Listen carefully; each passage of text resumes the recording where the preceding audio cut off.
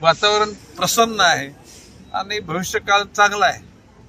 आज गणेश नाईक गणपती बाप्पाच्या दर्शनाला आले. गणेश नाईक लवकरच ठाणे जनता दरबार घेणार होते. कधी घेणार होता ठाण्याचा कधी? बघा, बाब अशी आहे की आता काल माझी ऑफिशियली ठाणे जिल्ह्याचा संपर्क मंत्री म्हणून नेमणूक झालेली आहे. ओके, पालघरचा पालकमंत्री आहे.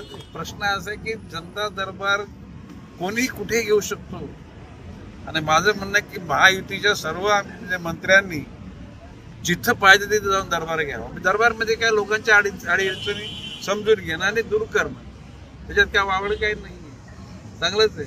मी तर सगळ्यांना सांगितले, म्हणजे माननीय एकनाथजी शिंदे साहेबांच्या लोकांना सांगितले, मंत्र्यांना, मी नवी त्या पालघरमध्ये प्रत्येक तालुक्यात जा, अजितदादाच्या लोकांना पण सांगितले. शेवटी काय महायुतीचा विचार आहे ना, महाराष्ट्र थांबणार नाही. आता गतिमान, शक्तिमान, प्रकाशमान तो सर तर देवेंद्रजी फडणवीस, एकनाथजी शिंदे, अजितदादा पवार आणि शेवटी त्या पाठीमागे आम्ही आहोतच.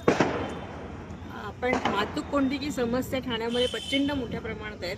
जनता दरबाराच्या माध्यमातून ह्याच्या काही प्रश्नांची उपाय होऊ शकते का? आज आपल्याला माहिती सांगतो, मी सकाळी 10 वाजता पालघर रेस्टॉरंटला जाऊन भाईंदर पासून गुजरातच्या बॉर्डरपर्यंत जे ट्रॅफिक जाम होते त्याच्याकरता सर्व वरिष्ठ अधिकाऱ्यांना बोलवलं होतं आणि त्या लोकांनी सांगितले एप्रिल एंड पर्यंत किंवा मिडल मे पर्यंत तो रस्ता परिपूर्ण होईल. मी तिथल्या SP-ला पण सांगितलं की दररोज जर कोंडी होणार असेल तर लोकांनी प्रवास कसा करायचा. त्यातल्याबरोबर म्हणजे मनोर वाड्याचा तो रस्ता, त्याविषयी सुद्धा संबंधित अधिकाऱ्यांनी बोललो होतं.